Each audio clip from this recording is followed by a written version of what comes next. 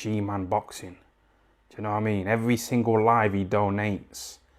I see him on other lives donating. He's got the bag on it.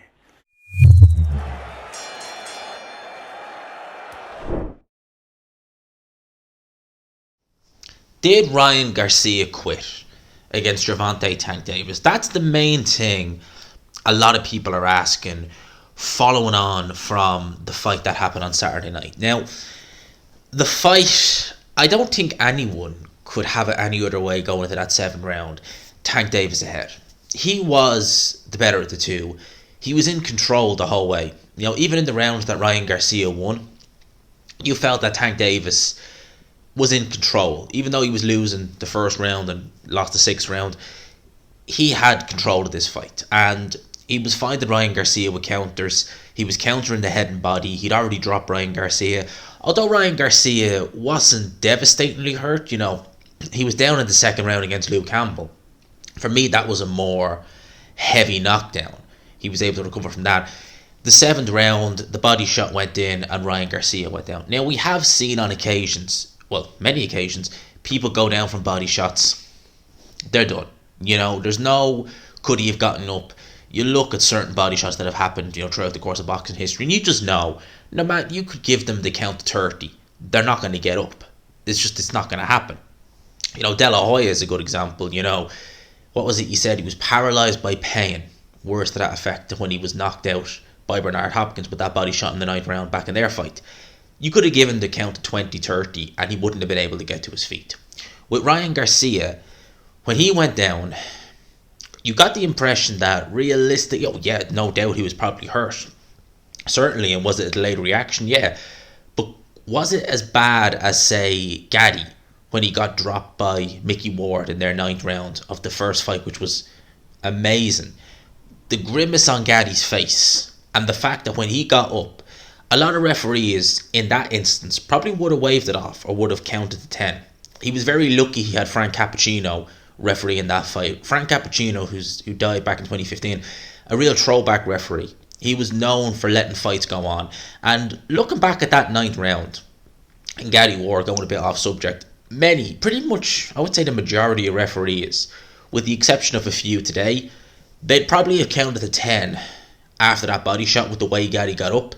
And if they didn't, they would have stopped the fight towards the back end of that fight when Gaddy was pretty much out on his feet. Frank Cappuccino was a real throwback referee who was known for letting fighters have, if he still saw fight in them, he'd let them have that little bit more time.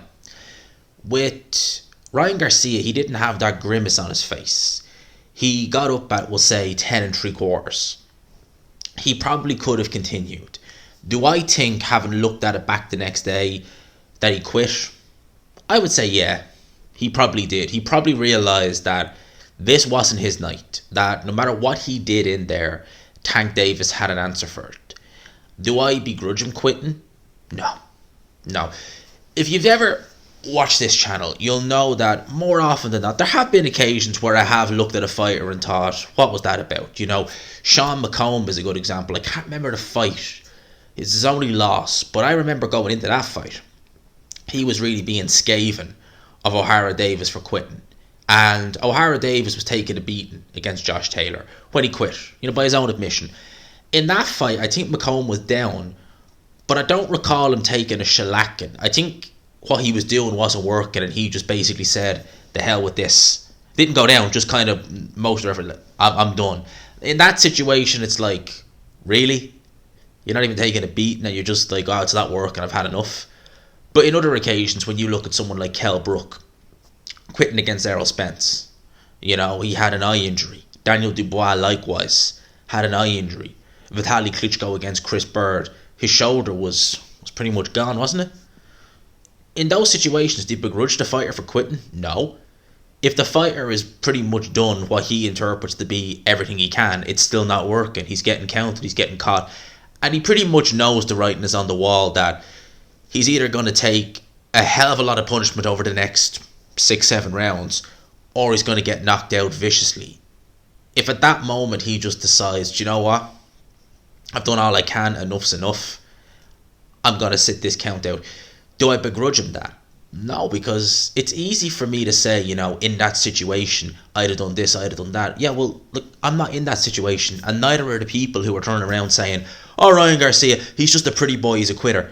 It's like, what would you do in that situation if you're trying everything against this guy? He's countering you with hard shots. You know he hits very hard. You don't want to end up getting flattened, laid out, because it's not nice when that happens. And okay, look, I've tried everything. I'm hurt now. Nah, I'm going to live to fight another day. And sometimes that is the better course of action. Live to fight another day. Throughout the course of history, you could say, might have been better in that situation if the loser had just lived to fight another day.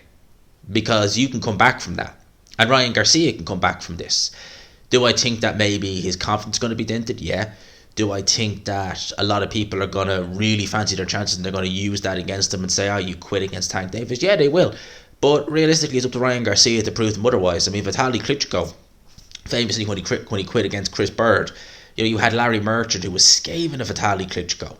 People openly questioned his heart. He went in there against Lennox Lewis with a horrendous cut in that third round. That really, you could have stopped the fight in that third round realistically, but they kept him going. He kept coming out. And when they stopped the fight, people make out that fight was a controversial stoppage, which is bizarre because I have never seen in my life a less controversial stoppage than that. Vitaly Klitschko, it wasn't just his eye that was cut, it was the bridge of the eye, but it was underneath it, and he had a cut in his mouth as well from an uppercut Lewis hit him with in the 6th round that nearly took his head clean off, and he still kept on punching, and he was protesting after everything. He was saying he can see fine. When you saw the state of his face, even in the ring, you were like, you can't keep going with that. But the fact that he did, it showed that he did have heart. And people can question Ryan Garcia's heart, and they definitely can, he's quit, but it's up to Ryan to prove otherwise. If he gets into a situation again in future fights, will he take what happened against Tank Davis, bite on the gum shield and say, no, I can get through it, or will he capitulate again? Who knows? But should he be chastised for quitting against Tank Davis? A lot of fighters will do it, but should the fans? At the end of the day, people will say, like, I've never been that big a fan of Ryan Garcia. I think he's a good fighter, a very good fighter, but he is what he is. Like, I mean, have I ever been really jumping for joy? I think that the way he's behaved at certain times in his career has been poor. Where he's basically not even had a world title fight, was offered, I think, Jorge Linares back in 2020 and was like, not enough money, see you later. It's like, well, who are you to make those demands? But in terms of him in the ring, he's tremendous. He is. He was just in there against someone who was better than him. So moving forward, what is he going to do?